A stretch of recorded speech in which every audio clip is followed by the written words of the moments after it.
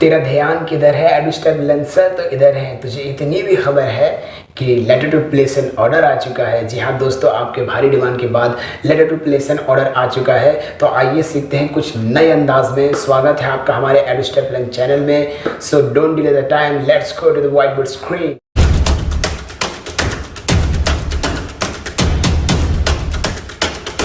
पहली बात, हम लेटर लिखते क्यों हैं? हमें लेटर लिखने की ज़रूरत क्या है? फ़ोन उठाया, नंबर डायल किया, फ़ोन कर दिया और अपना सामान आ गया, या व्हाट्सएप कर दिया, सारा का सारा लिस्ट एक बार में भेज दिया और अपना सामान आ गया। तो हमें लेटर लिखने की ज़रूरत क्या है? तो मेरे प्यारे दोस्तों ज़रा ध्यान रखो कि आप ये जो वे यूज़ कर रहे हो ना, ये जो वे है, ये कौन सा वे आपको समझ में आ रहा है? ये वे है इनफॉर्मल वे। तो आप बताइए, जब आप किसी दुकान पर जाते हैं तो क्या आप इनफॉर्मल वे में अपने जिस तरह से अपने दोस्तों से बात करते हैं, अपने भाई बहनों से बात करते हैं, क्या आप उसी तरह से अपने कस्टमर से बात करेंगे? क्या आप जिस जगह पे जाओगे, आप जिस चीज़ से परचेज करना चाहते हो, क्या वो आप वही चीज़ लोगे? नहीं ना, बल्कि आप बिल्कुल फॉर्मल वे में, फॉर्मेलिटीज़ के साथ ही आप फॉर्मल वे में बात करोगे। तो आपको फॉर्मल वे में बात करना है, तो आपको उसके लिए आपको फॉर्मल वे में बात करना पड़ेगा, ना कि इनफॉर्मल वे में। तो उसी तरह अगर आपको लेटर लिखना है, अगर आपको कोई सामान चाहिए, तो आपको फॉर्मल वे ही यूज़ करना पड़ेगा, ना कि आपको इनफॉर्मल वे यूज़ करना पड़ेगा। तो आपको फॉर्मल वे यूज़ करना है, क्योंकि देखिए फॉर्मल वे यूज़ किया जाता है बिजनेस के लिए, जो बिजनेस के लिए। तो बिजनेस के लिए हम किसी से बात करेंगे तो क्या हम उसके इनफॉर्मल वे से ही बात करेंगे? नहीं ना, हम उससे फॉर्मल वे से बात करेंगे। तो जिनसे हमें फॉर्मल वे से हम बात करते हैं, तो हमें उनको कुछ मंगाना है, तो उनको मंगाने के लिए जो वे है वो है फॉर्मल लेटर। फॉर्मल लेटर का हम यूज़ करते हैं किसी भी चीज़ ऑर्डर को प्लेस करने की। एग्ज़ाम में ही नहीं, हम एग्ज़ाम में ही प्लेसिंग ऑर्डर हम पढ़ते हैं, बल्कि हमें एग्ज़ाम के बाहर भी हमें बिल्कुल काम आएगा। अगर हम बिजनेस में काम करेंगे तो प्लेसिंग एन ऑर्डर ज़रूर काम आएगा। और ये ऐसा नहीं है कि हम बस एग्ज़ाम में ही एक बार कर लिया तो आगे फिर ज़िंदगी में कभी काम नहीं आएगा। नहीं, बल्कि ज़िंदगी में आगे आगे जितने आगे बढ़ोगे उतना ही काम आता जाएगा। ये सब चीज़ें काम आती जाएंगी। इनफॉर्मल वे तो ख़त्म हो चुका है। इनफॉर्मल वे तो हालांकि पूरा दम ख़त्म ही हो चुका है। हम व्हाट्सएप से ही काम चला लेते हैं, फ़ोन पे ही बात कर लेते हैं, एसएमएस थ्रू ही बात कर लेते हैं, और हमें इनफॉर्मल वे की ज़रूरत नहीं पड़ी है। मगर एक जो वे है अभी तक ख़त्म नहीं हुआ है और अभी तक बरकरार है और अभी तक चल रहा है, वो है फॉर्मल वे। तो उसी फॉर्मल वे को हमें समझना पड़ेगा, क्योंकि अगर हमें कुछ करना है तो हमें फॉर्मल वे समझना ही पड़ेगा। तो आइए समझते हैं फॉर्मल वे को। पहले तो लेटर की शुरुआत होगी, तो होगी कैसे? तो पहले लेटर का जो स्ट्रक्चर है ना, इतना ईजी है, इतना ईजी कि आप समझते ही, आप देखते ही समझ जाओगे। आपको क्वेश्चन से ही इतना आसान होता है लेटर कि क्वेश्चन से ही उसका आंसर निकल जाता है और हमें बड़े आसानी से हमें मार्क्स मिल जाता है। मार्क्स स्कोर करना तो सबसे आसान लेटर में ही होता है, क्योंकि हमें ज़्यादा कुछ सोचने की ज़रूरत नहीं पड़ती है, बल्कि हमें क्वेश्चन से ही उसके आंसर पता चल जाते हैं। जैसे कि पहले स्ट्रक्चर क्या है?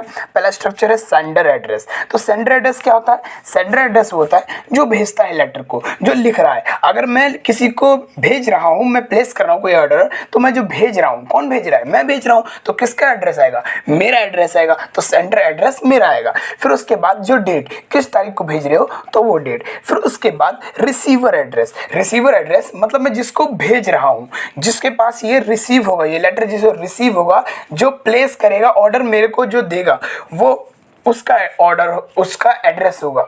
इतना क्लियर है? अब थोड़ा सा प्रॉब्लम इसमें आता है बच्चों को कि सेंडर और एड्रेस, सेंडर में और रिसीवर में, दोनों में कंफ्यूज हो जाते हैं। क्या करते हैं कि सेंडर की जगह पर रिसीवर का लिख देते हैं और रिसीवर की जगह पर सेंडर लिख देते हैं, और इसी में ही मार्क्स पहले ही गवा देते हैं, इंप्रेशन भी बेकार कर देते हैं बिल्कुल। तो ऐसा नहीं करना है। तो मैं आपको बिल्कुल अच्छे तरीके से बताऊंगा कि किस तरह से पहचान की जाती है कि किसका सेंडर आएगा और किसका रिसीवर आएगा। ये क्वेश्चन में ही गिवन होता है कि सेंडर ये है और रिसीवर ये है, बस आपको समझने की जरूरत है। फिर उसके बाद सब्जेक्ट।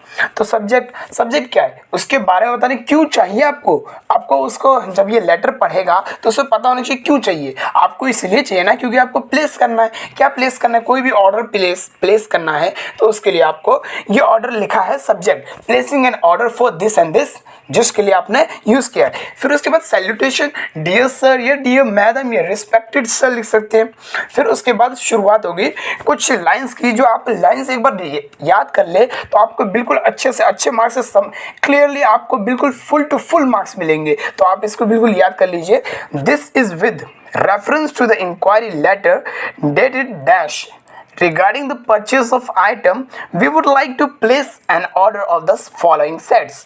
तो इसका क्या मतलब है? तो इसका ये मतलब है कि मैंने इंक्वायरी लेटर लिखा था। तो बताइए अगर आप कोई लेटर आपने कुछ प्लेसिंग ऑर्डर कर रहे हैं तो आपने पहले उसकी इंक्वायरी तो की होगी ना। अगर आप किसी दुकान में जाते हैं तो उसका पहले क्या पूछते हैं कि कितना रेट है, कैसा चल रहा है, कैसा होता है, उसका पहले आपने पूरा इंक्वायरी की, पहले इंक्वायरी कर ली तभी तो आपने लेटर लिखा होगा ना। आपने पहले ऐसे ही थोड़ी लिख दिया होगा कि मुझे ये चाहिए ये चाहिए ये चाहिए, बिना इंक्वायरी किए आप कैसे लिख सकते हैं? तो आपने पहले इंक्वायरी लेटर भी लिखा होगा।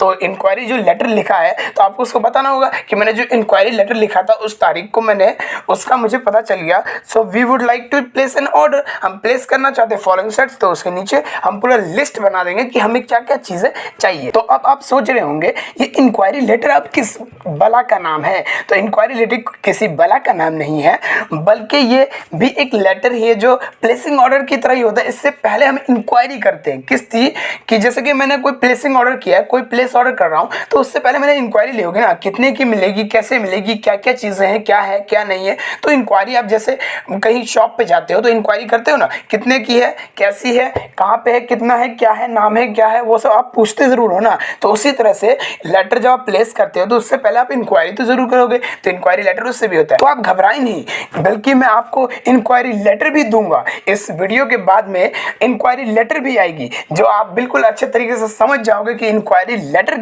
कैसा होता है। और प्लेसिंग ऑर्डर तो आप अभी सीख ही रहे हो। तो देखिए फिर उसके बाद हमने बताया था we would like to place an order of the following sets, जो हमें चाहिए।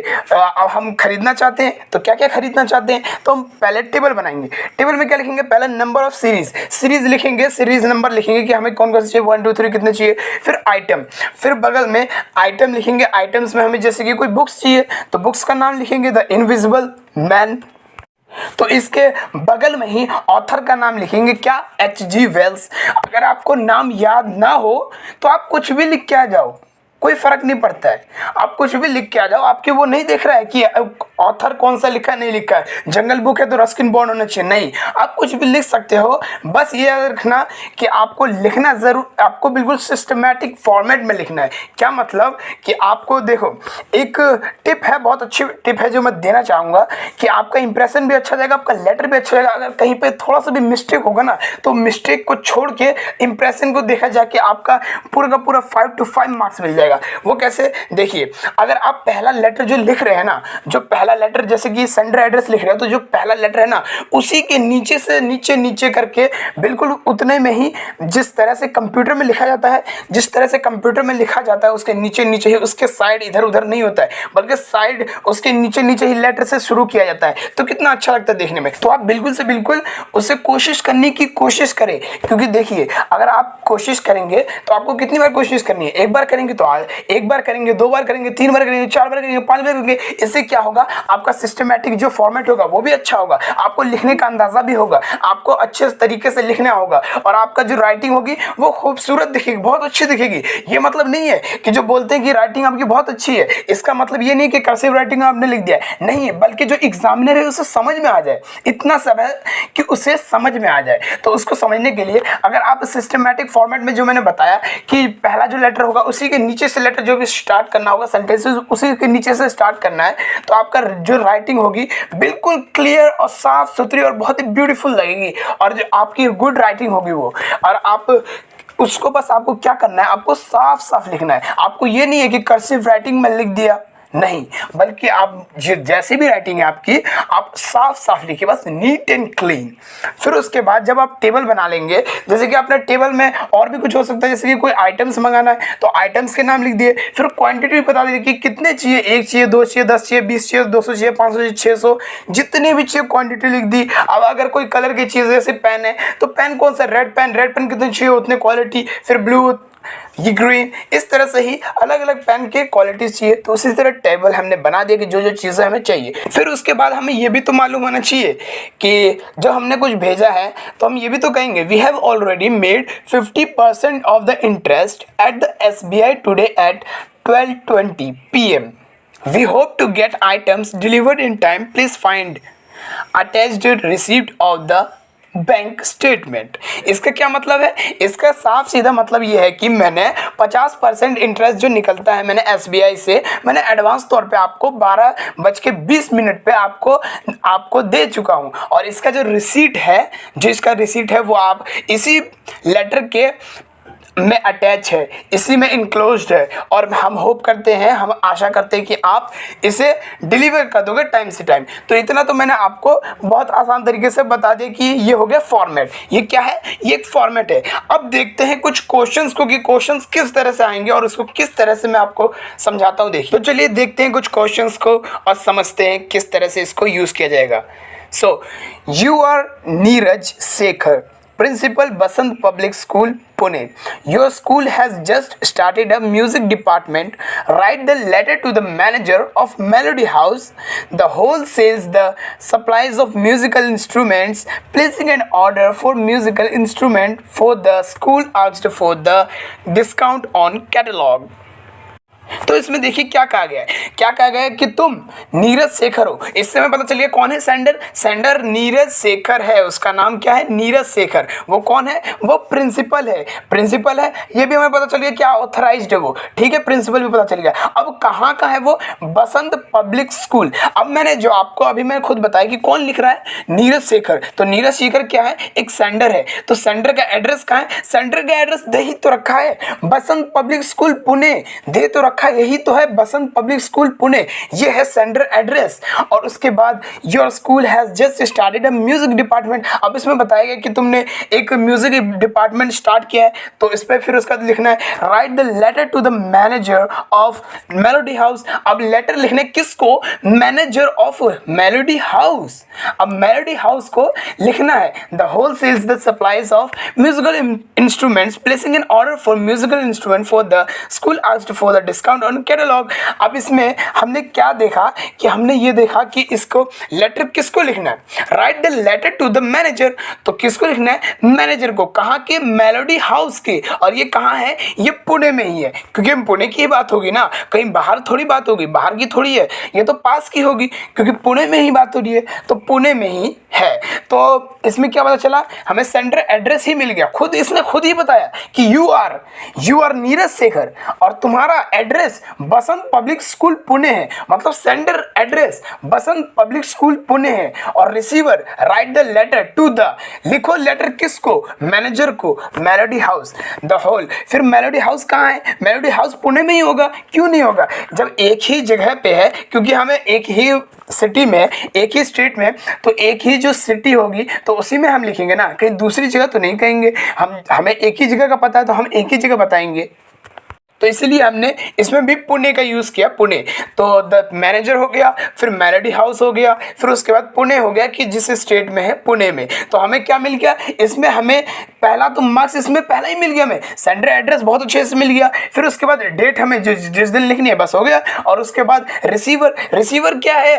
रिसीवर हमें पता चल गया कि किसको लिखना है लेटर लिखना है मैनेजर को, मेलोडी हाउस को, और वो पुणे में, बस खत्म कहानी। फिर उसके बाद सब्जेक्ट लिखना है। तो सब्जेक्ट लिखने में क्या है? देखो इसमें क्या कह रहा है, ये खुद ही तो कह रहा है ये कि सब्जेक्ट किस पे लिखना है। सब्जेक्ट लिखना है कि write the letter to the manager of Melody House the whole sales the supplier of musical instruments, placing an order for musical instrument. ये खुद ही बोल रहा है कि placing an order for musical instrument, कि हमें म्यूजिकल इंस्ट्रूमेंट को प्लेस करना है, हमें ऑर्डर करना है म्यूजिकल इंस्ट्रूमेंट। तो हमारा सब्जेक्ट तो इसी क्वेश्चन में ही मिल गया, placing an order for musical instrument. और फिर उसके बाद सैल्यूटेशन डियर सर। तो इतना तो बिल्कुल हमें क्वेश्चन से ही बिल्कुल ऊपर से लेकर नीचे तक सेंडर एड्रेस से लेकर सैल्यूटेशन से बिल्कुल क्लियरली हमें समझ में आ गया। और हमें बिल्कुल इसमें फुल टू फुल मार्क्स मिलेगा। फिर उसके बाद शुरू होता है जिसमें आपको कोई गलती नहीं होगी। मैं जो आपको बता रहा हूँ, जो मैंने अभी बताया था, जो मैंने चीज़ें बॉडी में लिखवाई थी, अब देखते हो उसको कैसे यूज़ करूँगा। देखिए कि किस तरह से उसको यूज़ किया जाएगा।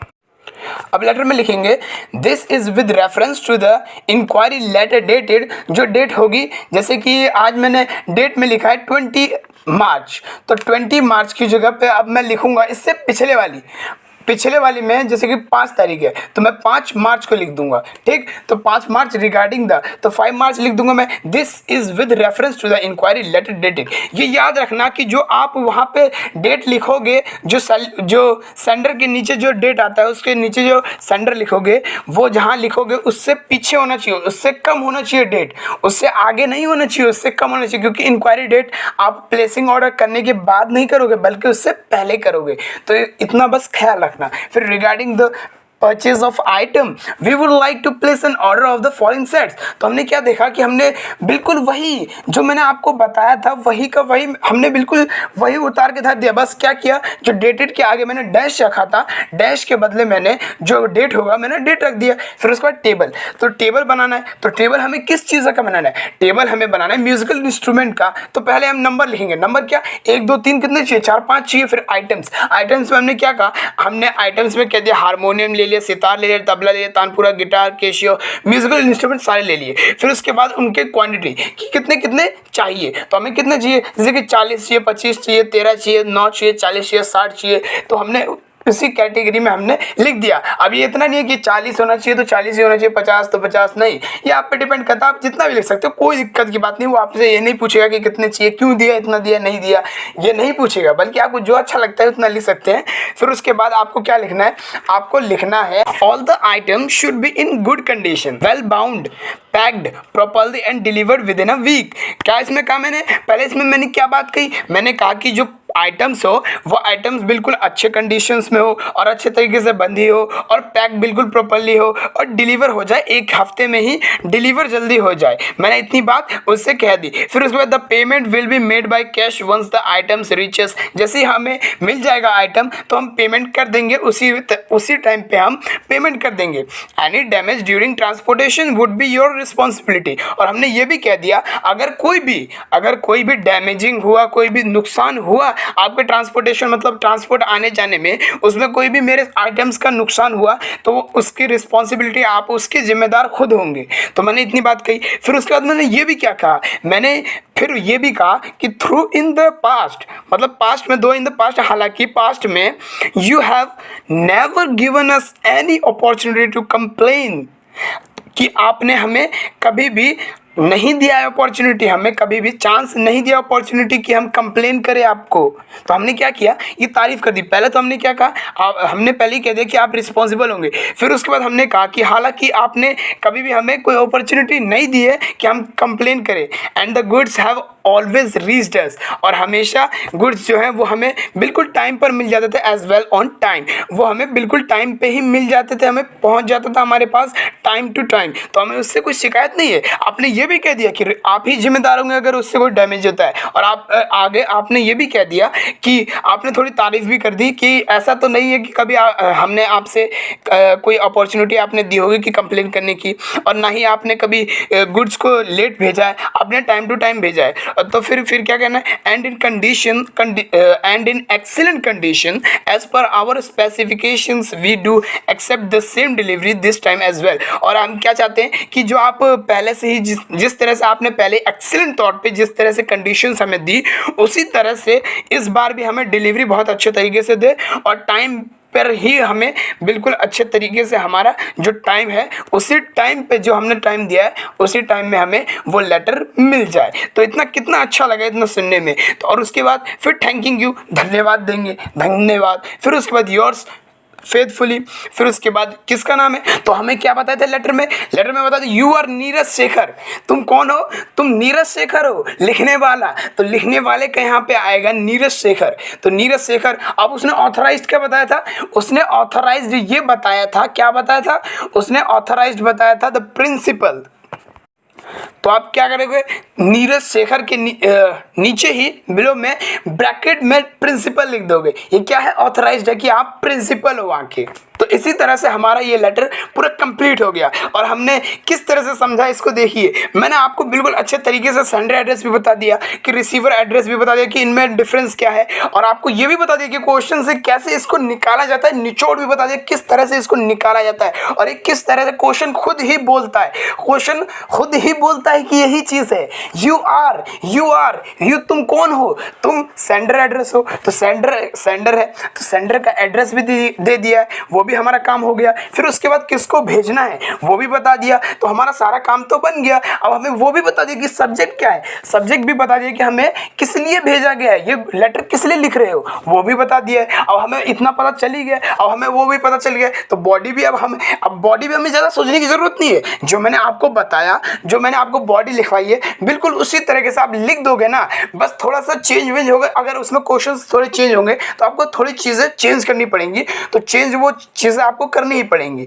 और अगर आप चाहे तो this is with reference to, तो इसके आगे बीच में कुछ जो मैंने आपको फॉलोइंग सेट्स के पहले जो लाइन है ना, उसमें सेट्स में आप थोड़ी और भी लिख सकते हो, जैसे कि मैं I am the principle of Sangam public school, मतलब जिस भी जगह का आपने बोला था बसंत पब्लिक स्कूल, तो उसका मैं हूँ। और मुझको क्यों चाहिए, मुझको क्योंकि मैंने शुरू किया है, मैंने न्यू क्लासेस शुरू किए म्यूजिकल इंस्ट्रूमेंट की, इसलिए मेरे को ये चाहिए, तो इसलिए मैं आपसे चाहता हूँ I would like to place an order for following sets. फिर इसके बाद सेट्स लिख दो। फिर इस तरह से अगर आप लिखोगे ना, तो आपको बिल्कुल, मैं कहता हूँ बिल्कुल 100%, अगर आपने मेरी टिप्स का फॉलो किया, अगर आपने सिस्टमैटिक तौर से लिखा, आपने बिल्कुल अच्छे तरीके से जो जो चीज़ें मैंने बताई, अगर आपने बिल्कुल अच्छे तरीके से उस पर फॉलो किया, तो आपको 100% आपको full to full marks 5 to 5, अगर ये 5 मार्क्स से मिलता है तो 5 मार्क्स जरूर मिलेगा। अब आपकी प्रैक्टिस की भी ज़रूरत है, क्योंकि अगर आप मैथ करते हैं तो आपको उसमें प्रैक्टिस की ज़रूरत पड़ती है। अगर आप प्रैक्टिस नहीं करेंगे तो आपको मैथ समझ में नहीं आएगी।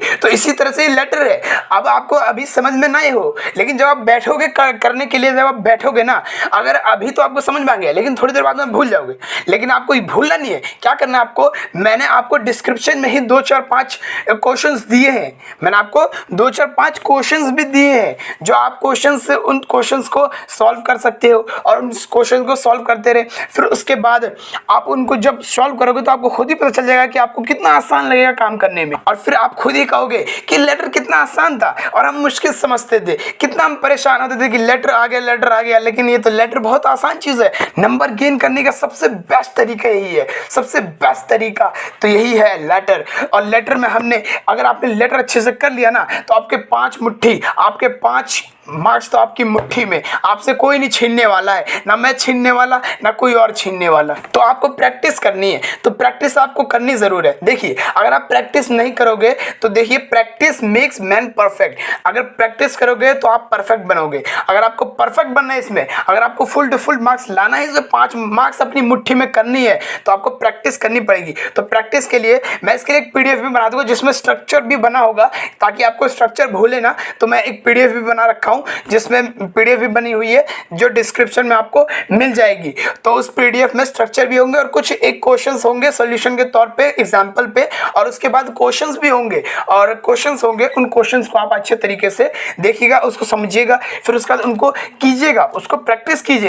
अगर ये वीडियो आपको अच्छी लगी हो तो लाइक जरूर करें, अपने दोस्तों में शेयर जरूर करें, ताकि वो भी इस वीडियो का फायदा उठा सके, जो भी इंटरेस्टेड हो वो अपना इंटरेस्ट पूरा कर सके। और अगर आपको कोई भी डाउट हो तो कमेंट बॉक्स में ज़रूर से ज़रूर कमेंट करें, मैं आपका ज़रूर से ज़रूर उसका जवाब देने की कोशिश करूँगा। क्योंकि ये जो वीडियो ही है, ये कॉमेंट के जरिए ही आई है। एक बच्चे ने बार बार कॉमेंट किया था कि sir letter to place an order पे वीडियो बना दीजिए, तो मैंने आज उसकी रिप्लाई आ चुका है, उसका कमेंट का जवाब आ चुका है। तो आप भी कमेंट ज़रूर करें, तो क्या पता कि आपकी बारी भी आ जाए। सो मिलते हैं आपको अगले वीडियो में।